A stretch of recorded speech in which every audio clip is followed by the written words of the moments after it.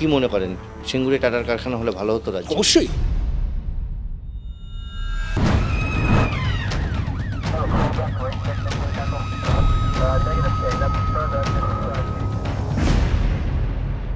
কি যেদিন করলেন?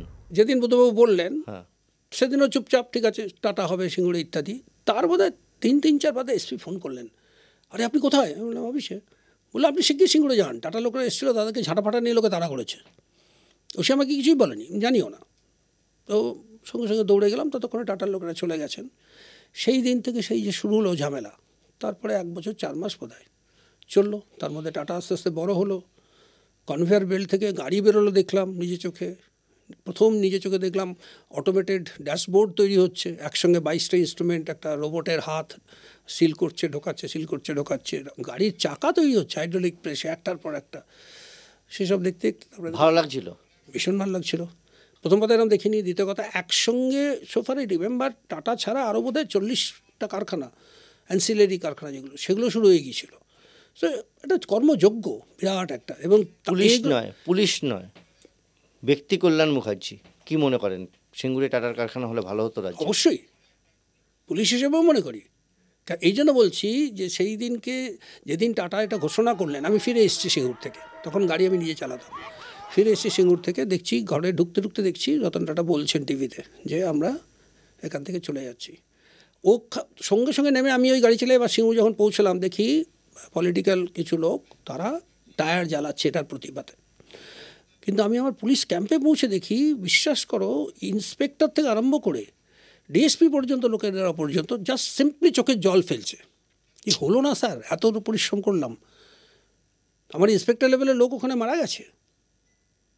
তো মানে কাজ করতে করতে আমার মহিলাদের, লেডি অফিসারদের, লেডি কনস্টেবলদের দেখেছি কীভাবে তারা স্যাক্রিফাইস করেছে দিনের পর দিন, কীভাবে থেকেছে তারা। আচ্ছা, এই যে সিঙ্গুর আন্দোলন, এত বড় আন্দোলন, এত গণ্ডগোল, এত অশান্তি, কোনোদিন কোনো গুলি চলেনি তো? না, থ্যাঙ্কস টু এসপি হুগলি তখন যিনি ছিলেন, পরিষ্কার বলেছিলেন, গভর্নমেন্টের মধ্যে একটা পলিসি ছিল যে একটা আর্মসও থাকবে না সিঙ্গুরে যারা ডিউটি করছে তাদের কাছে, শুধু 2টি কনস্টেবল 2টি রাইফেল নিয়ে থাকবে, এবং সেটাও শুধু এসডিপিও চন্দননগরের কাছে, মানে আমার সঙ্গে।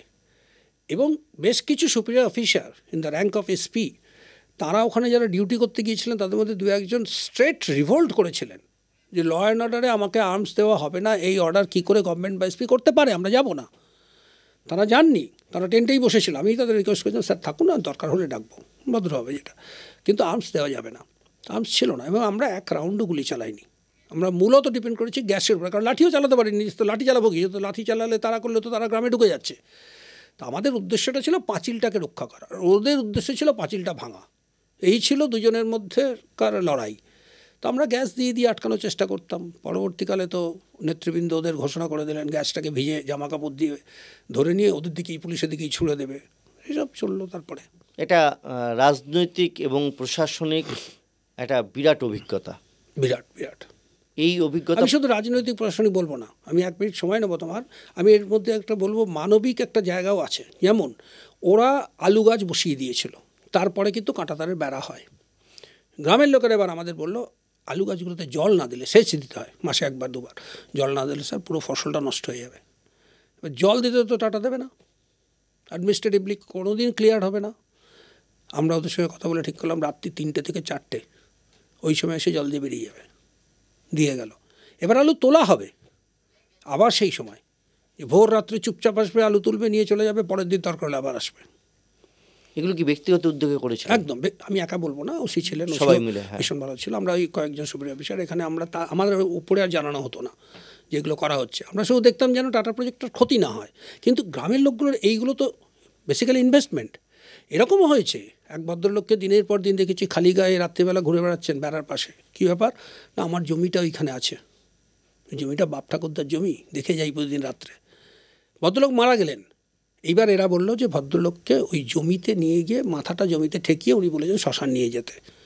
গভর্নমেন্ট অ্যালাউ করলো না, সুপিরিয়র অফিসার্স অ্যালাউ করলো না, পরিষ্কার বলে দিল যে তুমি ঢুকতে দেবে, তোমার দায়িত্বে, কিন্তু যদি না বেরোয়। ঠিকই তো, আমি ঢুকতে দিলাম, এবার ওরা যদি শুয়ে পড়ে সেটা একটা বড় ল অ্যান্ড অর্ডার, কারণ জমির অনেকটা ভেতরে, প্রজেক্টের ভেতরে। ফাইনালি আমরা ডিসিশন নিলাম ঢুকতে দেবো। 4 জন খাটিয়া নিয়ে আসবে আর 2টি ছেলে ওনার সঙ্গে আসবে। ঢুকলো, লোকটিকে প্রণাম করালো জমিকে, বেরিয়ে চলে গেল। এইগুলো আমি বলবো এগুলো না প্রশাসনিক না রাজনৈতিক, এগুলো একদম সম্পূর্ণ একটা মানবিক জায়গা। ভুলটা কোথায় ছিল কল্যাণদা? কোনটা ভুলটা কোথায় ছিল তাহলে? একটা সময় এলো যখন তিনটে পক্ষই, সরকার, বিরোধী এবং টাটা, চাইলো যে টাটাটা না হোক, ওখানে সিঙ্গুরটা না হোক, কারণ তিনটে পক্ষেরই কিন্তু লাভ ছিল সেই সময়। বিশেষ করে সরকার চাইছিল লোককে দেখাতে, গোটা রাজ্যকে, দেখো এত ভালো একটা জিনিস কিন্তু বিরোধীদের জন্য তোমরা পেলে না, অতএব এই বিরোধীদের তোমরা বর্জন করো।